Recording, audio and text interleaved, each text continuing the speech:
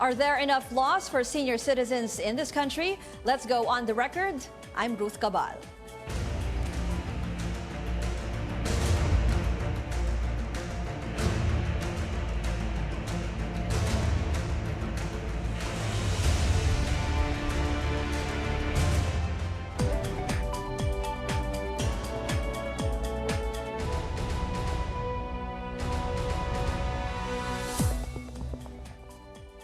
Our guest this week, ako Bicol Party List Representative Alfredo Garbin, Vice Chairperson, Board of Directors of the Confederation of Older Person Associations of the Philippines, Dioscoro Benalla, and we also have Emily Beridico, Executive Director of the Coalition of Services of the Elderly. Welcome to the program.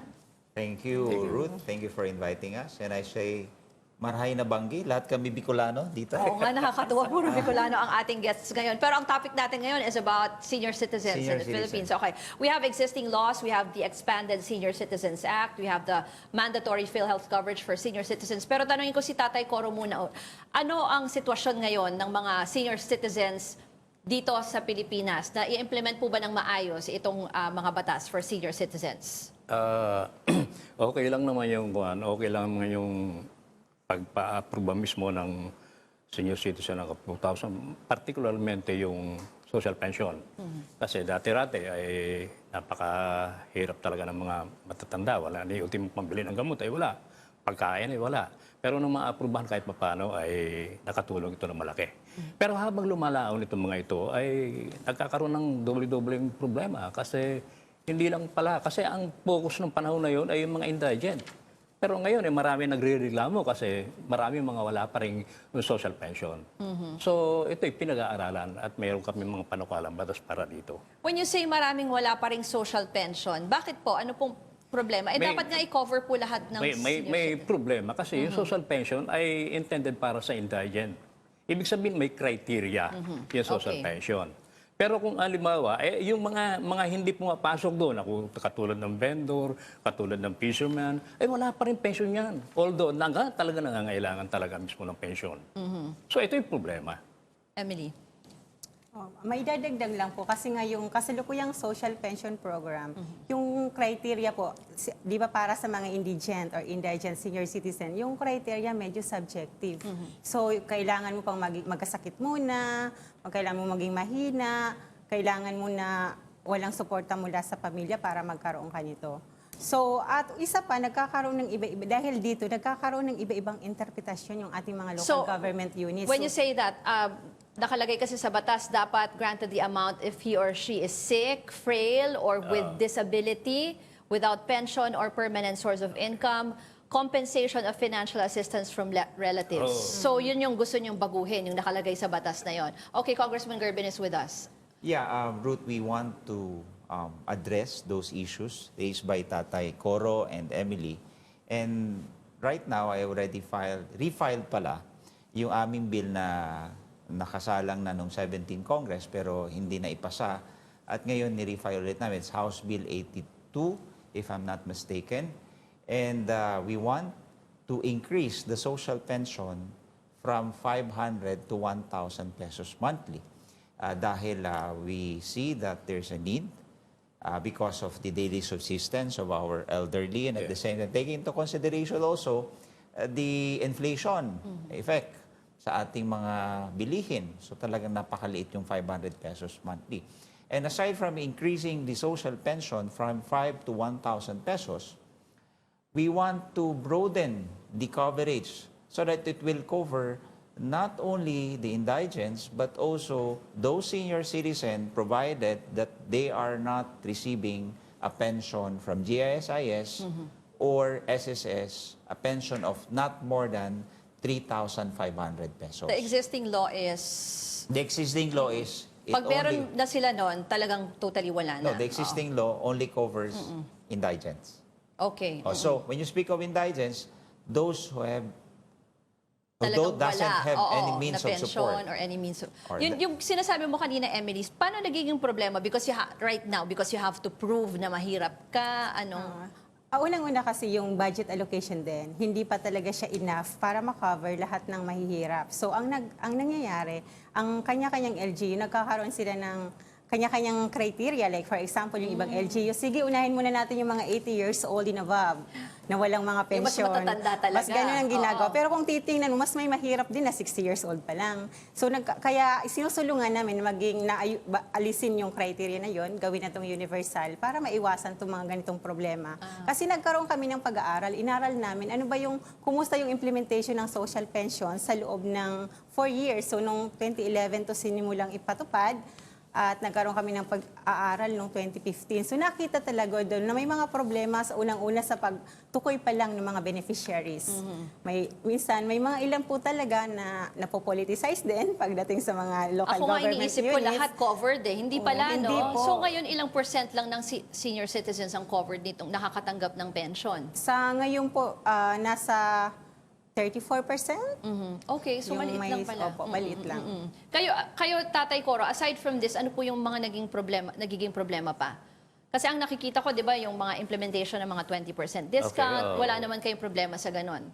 Walang problema doon sa ganun. Kaya lang, may mga establishment pa rin tayo na hindi pa na talagang na-implement. Hindi sumusunod doon sa sinasabi ng batas. Pero namomonitor naman yung ganon. Opo. Mayroon po kasing National Coordinating and Monitoring Board na pinapangunahan to ng DSWD kung saan yung COPAP at COSE ay member din po dito. So ito yung nagmo-monitor ng implementation. Pero dagdagan ko lang po,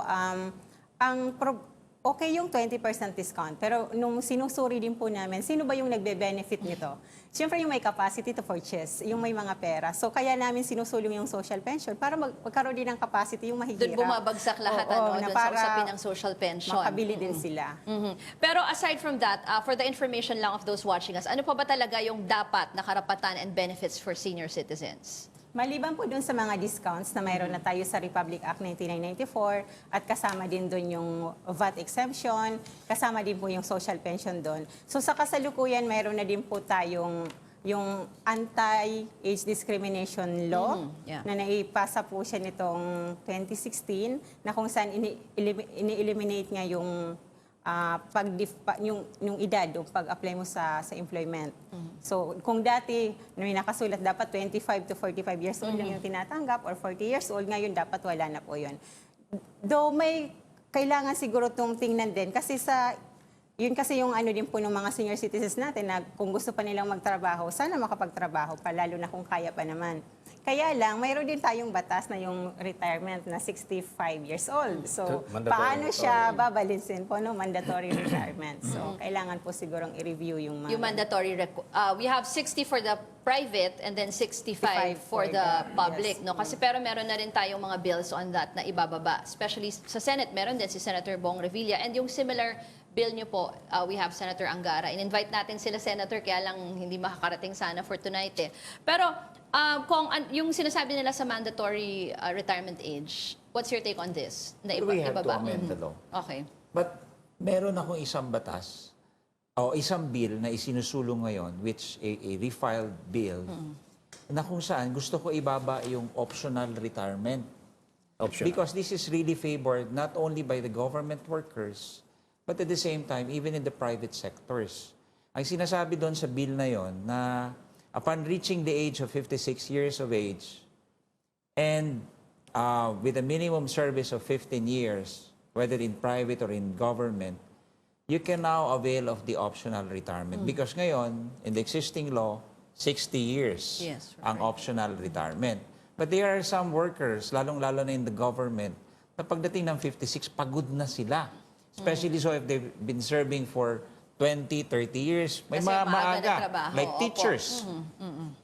21, nag-umpisa magturo. After 30 years, upon reaching the age of 50, pagod na rin sila. And they want to take care of their family, their children, and enjoy their retirement. But they have to wait until 60 to avail of the optional retirement. So, yun ang naging pag-aaral. And this is supported by, this is evidence-based. Kasama natin dito si Commissioner Lisada of the Commission of Civil Service Commission. And she told me that sa pag-ikot niya sa buong bansa, talagang suportado itong optional retirement from 60 to 56 years of age. So ito rin yung ating isinusulong ngayon para mapagbigyan din yung kahilingan ng milyon-milyon na manggagawa. Tanong ko pala si tatay, ilang taon na po ba kayo? 75 na. So, nung nag-retire po kayo, ilang taon kayo? Ano pong trabaho niyo dati? Yung retirement ko mukha yatang hindi applicable sa akin kasi sariling sikap ito eh. Okay. Opo. Sariling sikap. Self-employed po kayo. Katunayan hanggang ngayon nagsasariling sikap pa rin ako.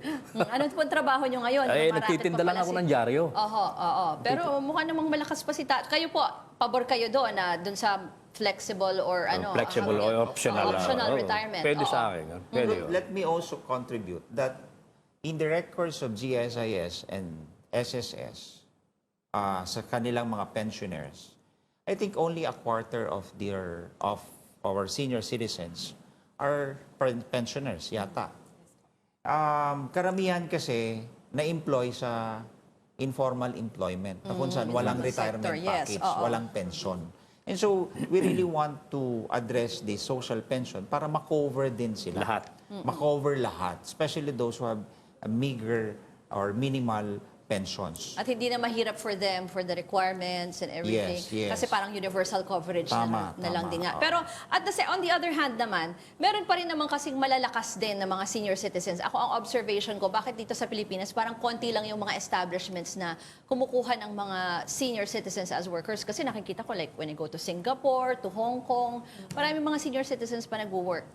Anong experience nyo sa ganun? Kasi sinabi mo, yung age discrimination, tinanggal na yun eh. But still, Sabi ko nga po kanina, maraming magaganda din sanang batas, kaya lang yung problema talaga natin yung implementasyon nito. So doon po sa flexible retirement, kasi nabanggit nga ba si Tatay Coro is 75 years old pero malakas pa, kaya pang magtrabaho. May isa pong partner, may isang partner yung COSEP na nag-hire po sila ng mga senior citizens. So flexible din yung time. For example, kung tayo ay 8 hours, sila 4 hours. So mayroon po din kaming. pero meron bang sa batas ba may certain limitation na ganitong klase lang ng trabaho yung pwedeng gawin for senior Wala na citizens? So pwede sila kahit saang trabaho as Basta long as kaya, hindi oo. masyadong intensive na physical intensive. Pero marami bang gusto pa rin magtrabaho, tatay? Marami pa. Oo. Kasi katulad ko, malakas pa ako. Kaya lang, siyempre, yung magpapatrabaho, namimili. Katulad kong 75 years old, hindi na nila kukunin. Pero kung meron tayong batas, i-amend natin yung anti-discrimination law, di kahit paano, meron pa rin akong chance sa pagkakataon. Okay. Pagbalik po natin, we're going to talk about what's soon to become a law, yung establishment ng National Commission for Senior Citizens. And for those watching us online, you can join the discussion. We're live on Facebook. Send us your comments or questions, and we'll read them within the program. We're taking a quick break. Keep it here on CNN Philippines.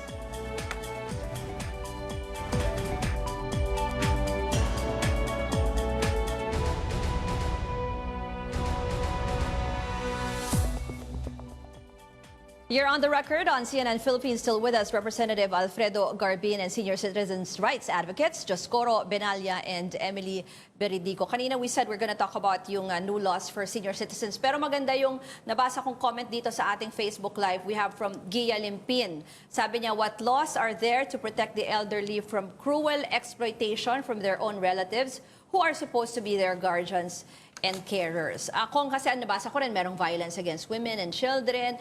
Meron bang batas or about violence against the elderly, mga ganun? Well, laws pertaining specifically to Abuse. elderly abuse, Yeah. sana maipapasa sana namin on the 17th Congress. In fact, sabi ni Manay Emily that it was approved on its third and final reading in the House of Representatives. Okay. Nalungkot lang kami dahil walang counterpart in the Senate. Being a bicameral Congress, dapat merong nagsusulong doon sa taas. But we will refile it this Congress, this 18th Congress. But in the absence of that specific law, we can always apply our criminal laws, the revised penal code. So yun muna. But we want to have a specific and special law for the elderly abuse. Tama ho kayo, meron tayong violence against women and children. We also have to address these abuses on the elderly. Anong monitoring nyo, Emily, when it comes to abuses of the elderly? Ang nakakalungkot nga po, wala talaga tayong data kung ilan yung naabuso. Kasi hindi Pero naman sa karanasan nakakapagsalita. namin, Oo. marami rin marami ng pang-aabuso yung nangyayari. May iba't ibang uri kasi ng pang-aabuso, physical, verbal, emotional, abandonment, financial. So madami silang uri. So ang nangyayari kasi sa kultura nating mga Pilipino, di ba nabanggit nga kanina nung nagtatanong sa atin na kadalasan talaga yung mga perpetrators ay mismong miyembro ng pamilya or kamag-anak. So yung isang nakatatanda, ayaw niyang mapahiya. Kahit na talagang inaabuso siya, hindi siya nagrereklamo. Kasi parang babalik, di ba kung parang sasabihin, ay babalik siya sa amin. Kasi paano namin pinalaki yung mga anak namin, bakit ganito ang ginagawa sa amin. So kaya po ang POSE since 2016 sa tulong nga po ng Ako Bicol Party List, ay nagsulong na kami nitong panukalang batas na to, na-approve na siya sa House. Ang nangyari po, may mga counterpart bills na rin naman sa Senate, hindi lang Naipasa. Okay. Ang next question ko naman is, what about yung care? Yung care naman for the elderly? Kasi syempre alam naman natin sa ibang bansa, may mga institutions talaga that would care. Kayo po ba, tatay, kasama nyo ang pamilya nyo ngayon? Oh. So nakatira kayo sa... Nakatira ako sa kanila. Pero mayroon lang sana akong rekomendasyon pagdating mismo sa elderly abuse, may proposed bill. Dapat magkatuwang yung punitive, yung punishment at saka yung preventive. Dapat magkatuwang yon. Pero dapat makita talaga na may pangangailangan na hindi na dapat mangyari yung kung meron tayong preventive measure. Like what? When you say preventive? Siguro dapat, unang-una dapat ma-aware lahat, both community at saka yung mismong nasa loob ng pamilya. Kung hindi natin gagawin yon, walang pakialam ni ultimong komunidad. Ngayon, kung magrereklamo naman yung biktima, nag-iisip din siya na sa akin din babalik yan. Yeah, so, ang nangyayari ay tatahimik na lang. Okay. Going back to my question about yung caring for the elderly. May mga home for the aged po Okay. tayo. Kasi yung mga na-abandon na mga older persons ay doon. May mga run by government. Yung COSE mismo, mayroon din po kaming maliit na facility. We call it group home. So may 10 older women doon na abandoned na kinikater po namin. Pero yung pagkakaiba lang kasi nito doon sa ibang mga institution, it is community-based. So may mga volunteers lang kami nag-aalaga doon, walang guard. So sila yung nagluluto, nag-iisip ng mga kaya. Balasakit na lang din. Parang nasa sarili nilang family or parang yung feeling na nandoon ka sa komunidad na belong ka pa to the community. So yun But po there's no overall program with from the government that can address this. mayroong administrative order nung time pa ni President Arroyo na mag-put up yung mga LGUs ng group home. Okay. Pero wala po. Sa kasalukuyan, yung implementation talaga yung problema. So pinilot nga to with us, with the DSWD, since 1992. Kaya kami nagkaroon ng group home. Kaya lang hindi natuloy-tuloy with the other LGU. So yun, isa pa yun, Kong. Pero ngayon, may gustong sabihin si tatay. Yung gusto ko na isa sa mga pinag-usapan natin, yung elderly abuse, ay pagdating mismo sa barangay o kung magiging sa local government unit, dapat meron tayong help desk para sa senior citizen. Parang At kahit sa mga paano, police, yung direktamente mga women's mismo, desk, di ba? Ganon. Yung ganon. Kung may mga problema, at least madali ang pupuntahan kung sino yun. Okay. At saka may monitoring, siguro may listahan na rin sila ng mga senior sa barangay. Okay. Dagdag lang po siguro sa help desk kasi inumpisahan na namin to, in-implement namin sa mga more than 20 municipalities na in partnership with the LGU. Talagang nakita namin na maganda din po kasi mismong mga older persons yung nagmo-monitor. So, kung older person, hindi siya mahihiya na magsabi na may nangyayari tama. sa akin. Yeah. So, older person to older persons po yung approach. Okay. At siguro, this is also something na pwedeng tingnan nung inyong set to be signed into law, the National Commission for Senior Citizens. Can you tell us about this, Congressman? Well, Ruth, tama ho kayo. The National Commission for Senior Citizen will be signed into law by the President. It was transmitted last June 26. We were informed. And within 30 days, the President has to sign it. Otherwise, it will lapse into law. Now, with regard to that, siguro, yung purpose ng batas ay yung mag-adapt ng measures that will bring about assistance and at the same time, appreciation sa ating mga senior citizen. Of course, we'll see to it that in the said commission, it will oversee the full implementation and the enforcement of all measures pertaining to the elderly. At the same time, nandyan din yung conduct of information, education and communication campaigns to raise awareness on the rights of senior citizens. Yung mga issue ni Concerns tatay, yung mga concerns ni tatay, doon na yung commission na ang babalangkas at magsusulong nito. Sana nga mailagay natin si Tatay doon sa commission. Tay, Why not? Oh. we have 6 commissioners and 1 chairman. All of them will serve for 6 years, ano? If I'm not mistaken, 6 years. The first 2 will serve for 6 years. The second is 4 and the third set is 2. Para merong continuity yung dinisan. Parang kumbaga kung may National Youth Commission, meron ka na ring National Commission for Senior Citizens. Parang yun na yung counterpart niya when it comes to age. No? Okay, we will continue our discussion after a short break. This is On the Record. Stay with us.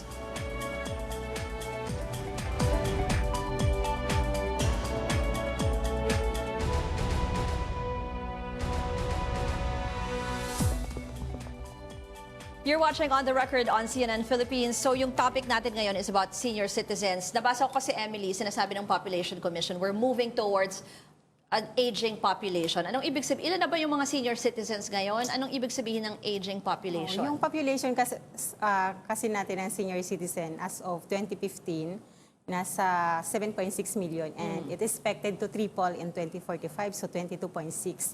So ang definition kasi ng aging population by the UN is dapat yung country may population na 6.8% of the total populations are older persons, 65 years old and above. So tayo kasi yung counting natin yung senior citizens is 60. So kaya malapit na. Malaking percentage. Malaking percentage So magiging na rin. problema yon, no? So tanong ko na lang sa inyo for your final words, what can we do to ensure na mapoprotektahan pa rin at magiging kapaki-pakinabang pa rin sa ating society ang senior citizens? Congressman. Well, we will continue to adopt measures that will assist and appreciate them as a member of the community. And we'll see to it that this is properly enforced and implemented. Yun naman yung aming trabaho sa Kongreso. Hindi lang magpasa ng batas, but our oversight power is to see to it that all laws are being enforced and implemented. Okay, Tatay Coro. Yun, hindi ko mo dumarami ang populasyon mismo ng mga nakatatanda, bintahe para sa atin. Pero kaakibat din nun, maraming problema. So, trabaho ito mismo ng NGO at saka PO and together with the congressman natin na talagang dapat i-deliberate itong mga isyong ito. Na habang dumadami, ay yung major problem mismo ng senior citizen ay yung economic security nito at saka yung health. So, ito ay magiging problema rin mismo ng pamilya, lalo't higit kung ang pamilya naman ay hirap. So, dito ang trabaho, ang role mismo ng legislator natin at saka yung PO at saka NGO. Anong pinaka gusto nyong i-prioritize? Yun nga, yung pagtaas ng pension po. Sa ngayon? Magkatuwang yan eh. Walang priority yan, kundi dapat sabay. Kasi kung kinakailangan iangat mo yung kabuhayan mismo, income security ito. Ngayon, pag nagkaroon ka ng income security, mariresolve mo rin yung problema mo sa kalusugan. Okay. Dapat magkasabay yun. Emily. Hindi magiging problema yung pagtaas sana ng populasyon kung meron itong mga kaakibat na mga programa, polisiya para sa mga senior citizens. Kasi maganda nga po kasi tumataas yung life expectancy ng ating mga natin. Yes, oo so nga. positibo Nabasa ko rin yan. By 5 years Yes. daw, ano? Oo. So dati, anong age 57 usually? to 69. 57 niya. Tapos ngayon naging 75 na for 75. female and Oh, that's good. 67 for male. So lalong dapat Lalong mas tumataas po. mas alagaan natin sila. Oo, yung masasabi ko lang, maliban sa mga nabanggit nga nila, talagang may mga nandiyan dyan na yung magagandang batas. Yung implementation lang talaga tayo nagkakaproblema. So yung isa pa sigurong panawagan na isama, involve yung mga senior citizen. Kasi sila talaga yung nakakaranas. Dapat pag gumagawa tayo ng mga polisiya, kasama sila, nako-consult po sila. At pagdating sa implementation, kasama rin sila. Kasi tinitingnan po namin sa COSE na yung mga senior citizen, tingnan natin na resource, hindi burden ng ating society. Wow. Are you hopeful na itong National Commission for Senior Citizens ay magiging magandang magandang batas? Oo. Sana. Kung maayos pong maipapatupad yung nakalagay doon, saka dapat matutukan din siguro natin, nandun yung participation ng mga older persons sa pagbuo ng IRR. At saka maayos din dapat yung mga nominees. Yung composition mismo ng nominee, nakakatawan mismo sa National Commission for Senior Citizen. Maliban lamang kung ang nominee natin ay mayaman, hindi matututukan yung problema niyan. O yun, sa congressman, yung sinabi ni Tatay Coro. Well, the National Commission for Senior Citizens is under the Office of the President. And the President being a member of the senior citizens, Senior well, citizen, titingnan oo. niya kung paano ang pamamalakad dyan. At kung hindi ako nagkakamali, naglagay kami for 2019 budget na 520, sana na-approve yun budget. ng General Appropriation Okay. para sa operation nitong And maganda yung commission. ulitin lang natin sinabi ni Emily, senior citizens should not be treated as a burden but rather as a resource of society. Okay, thank you very much to our guests. That's On the Record this week. Thanks for watching. I'm Ruth Cabal.